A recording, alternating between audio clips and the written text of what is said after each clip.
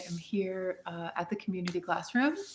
I'm sitting where I never sit because I'm doing something that I don't usually do.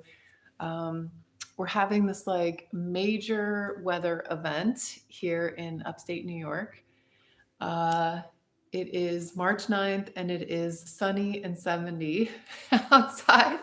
It's our first warm day and it's so warm and it's so sunny and it's so wonderful. The couple of people that are my people I were expecting for today couldn't make it because the sunshine was calling. And I feel like if anyone was really here, we would probably be outside in the sunshine because it's really hard to not be. I did want to do something for meditation class, so I thought I would come online and record something for YouTube, and live stream is so easy to do that with. Um,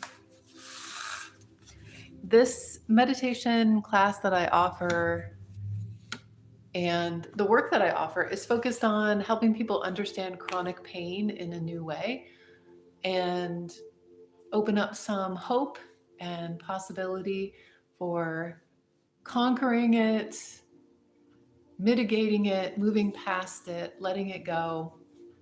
And I love focusing on anxiety, which is sometimes directly, sometimes indirectly, the focus of what work is geared towards for relieving here in meditation class. This is offered every Monday, and it is something that I usually Zoom, but no Zoomers either today. So here I am doing this, doing something different. I wanted to share what class is like and also share what my intention was for today's class. So class is very, very beginner friendly. I'm gonna stand up and move my camera so you can see we set up chairs. We use the yoga blankets. I'm on the floor right now just because it's easier to talk from the floor. And I was doing some stretching before as I was imagining someone walking through the door. So typically we're not down here on the floor. There's also yoga mats that get laid out. So it makes it very, very beginner friendly. And we have different sections of class. The first section, maybe like 10 minutes or so, I share the intention of the work that we will be doing. And the intention is the intention is what we will be giving the attention of our mind in our body, or let it wander off into life. The whole class is guided. This first section is just sharing what the intention is, why I'm here, and what my hope is for the day. A little bit about what I'm working on and where it came from. Sometimes that's part of the story. And then we all stand up to begin meditation class. So first posture, first position that the body takes is standing. And we do, typically we do a body scan. Sometimes the work is a little bit different depending on the group that I'm working with and what their needs are. And that's about 15 minutes or so, maybe sometimes 20. We take a break, we move around, we practice leaving meditation without picking up all of our stuff. What brought us into class, we have this beautiful time of practicing not picking it right back up. And then we do what's called supported posture, where we can sit down in chairs. We have yoga mats that get laid out. A lot of times people will put the yoga blankets down, make themselves comfortable with bolsters. Very, very few people sit down as I'm sitting right now. You are welcome to do that, obviously, if that feels comfortable. But we're looking to let go of the body, become no body, as Dr. Joe Dispenza loves to encourage us to do during meditation. And being as comfortable as possible is the goal, not necessarily taking a specific shape. So, as I am contending with 70 degrees and beautiful sunshine, I'm here to offer this intention and maybe a little bit of meditation on a live stream. And thank you for being here. I'm going to have my eyes closed just so I don't get distracted by words or numbers or things happening on the screen.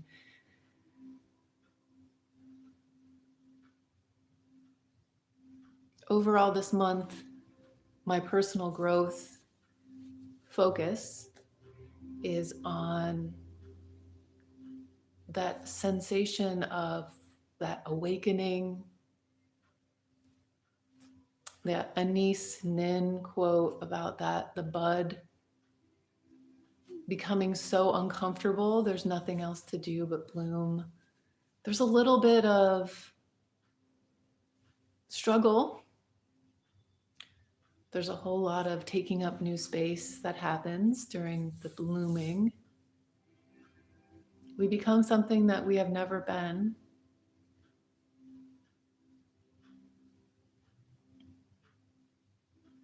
And I think sometimes as we're going through life, this is my experience for sure, I feel like I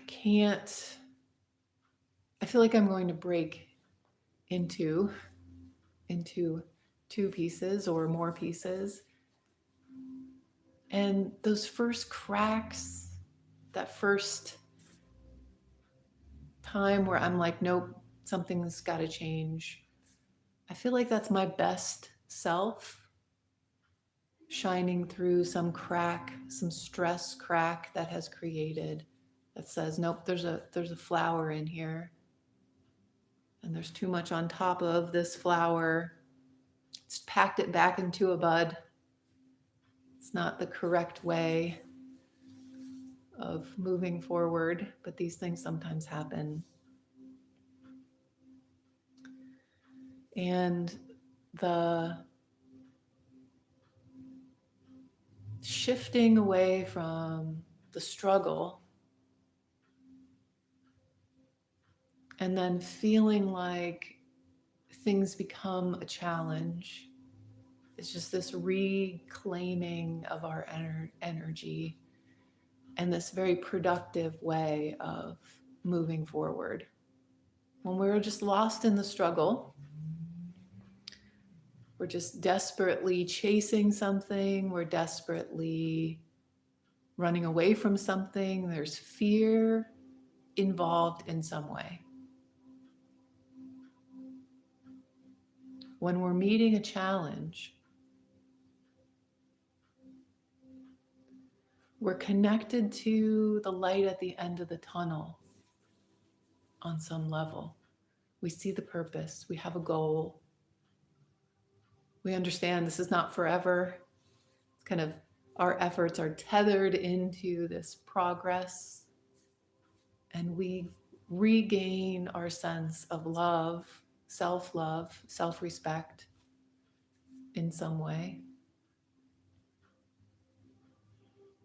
Very similar energy is the difference between trying and allowing. And we tend to want to go to good or bad, but duality just creates things to compare, and there's usually this like whole spectrum of options in between. Trying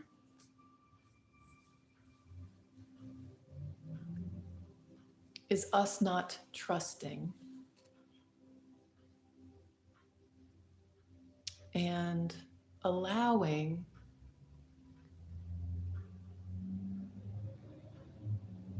is not only trusting, but being open to receiving. We could be trying something new, but if we're using all the things that maybe we do every day, or all the things that have created the thinking, the behavior, the habits that we have that are part of every day, we aren't allowing room for anything new to be created.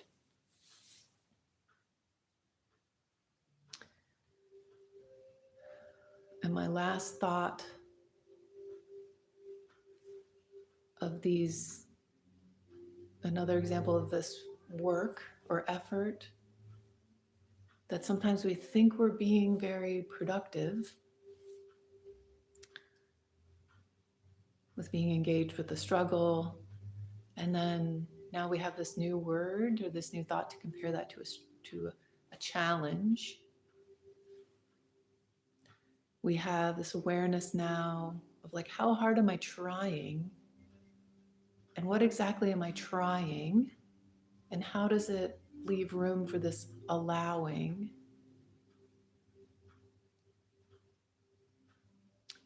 And I want to talk about that sense of surrendering and how that's different than giving up.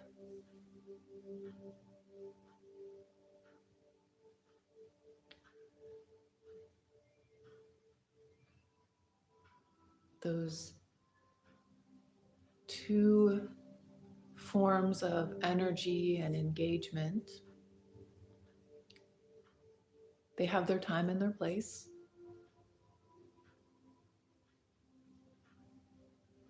And I come to this thought and this lesson because I was raised to practice Lent, which is right now.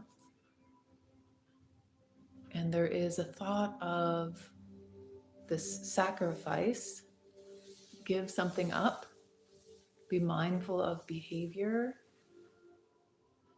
in a little bit of a new way.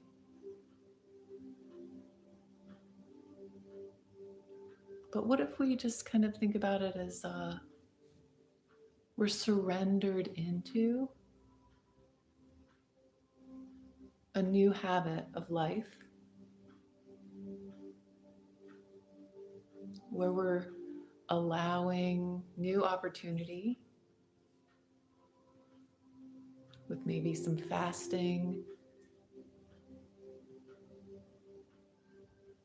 maybe pausing with words we're using, be more intentional and kind and softer.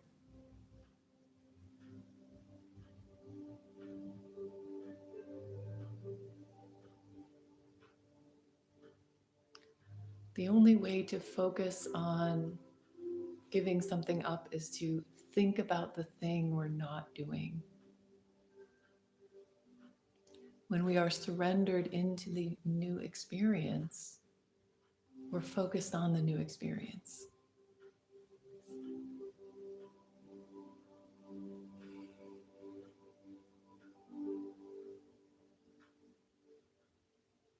Letting that sink in a little bit.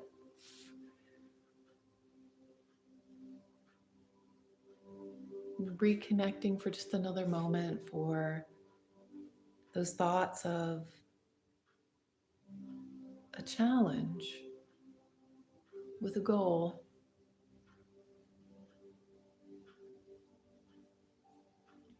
Allowing new outcomes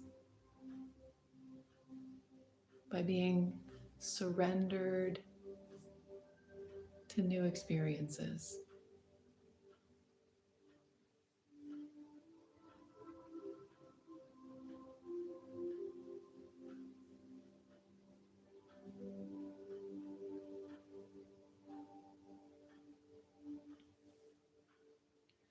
And we'll be with this thought for just 1 minute, and I'm going to count 6 breath cycles to help me keep track of the time.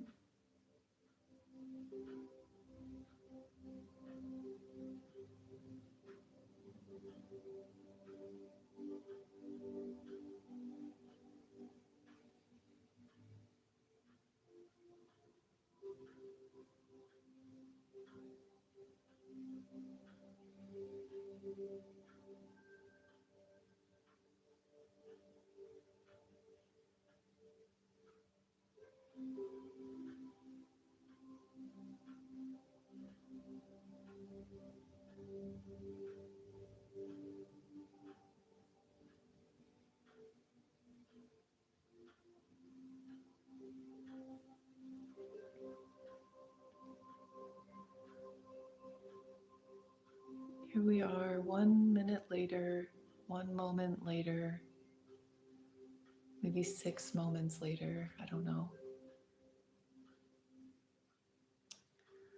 But hopefully connecting to those thoughts, that intention, maybe woke up a little bit of curiosity. And actually that just reminded me,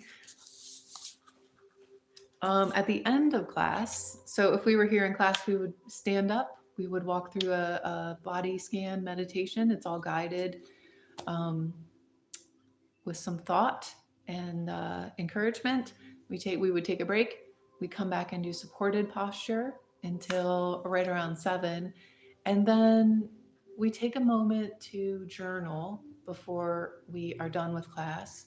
And I have journal sheets that look just like this. I believe you can still download them for free on my website. That's just alignwithsarah.com. There's a whole section of downloadable things. And it's a very helpful reflection. It's called Journal Sheet Reflections. And it's great to connect to what might have run through our head or what might be we be thinking now, how we're feeling after we do a practice of yoga, of meditation, after we have a session of Reiki or even talk therapy, any sort of activity, maybe a run, where we sort of shifted our energy, boosted it up, paid attention to it in a new way. And journaling is a fabulous thing. Not talking about like your whole day, but connecting to those very specific thoughts that might have popped up and created a little bit of stir in the mind.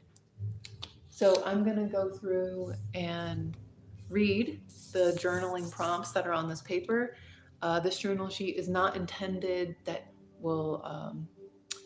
you have to answer all of them, but it works best if something's on your mind or one prompt calls to you as like, oh yeah, that does sound like I want to answer that question. And of course you can write about anything that is specifically on your mind. So the first prompt is something that caught my attention during class today. The second is a memory or a story that came to mind while I was in class, a specific memory or a story. I want to know more about ... something that might have seemed kind of interesting, like a thought where I want to know more about comparing my activities of like trying versus allowing, or how I can allow, examples of how I can allow in my regular day. Let's see. The fourth prompt is, what was your favorite activity, movement, breath, guided thought today? What was your favorite part of class? And then these last two are very special to me because I do so much with chronic pain and how it relates to energy of the body, and our energy is our emotions and our state of mind. So if there was an emotion or a feeling that you're having now, or something that kind of came out of nowhere when I was talking earlier, that's a great thing to journal about. And keeping track, inviting in the thought, where is this in my body? Where do I feel this in my body?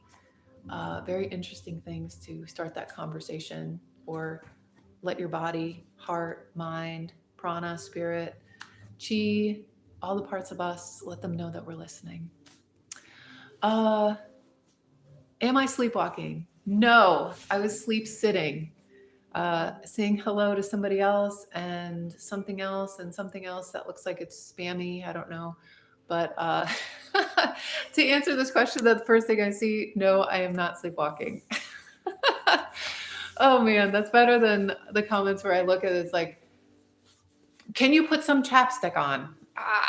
Yes, I probably can. And I will as soon as I have time. But these things, they always just stand out to me as funny. I don't know.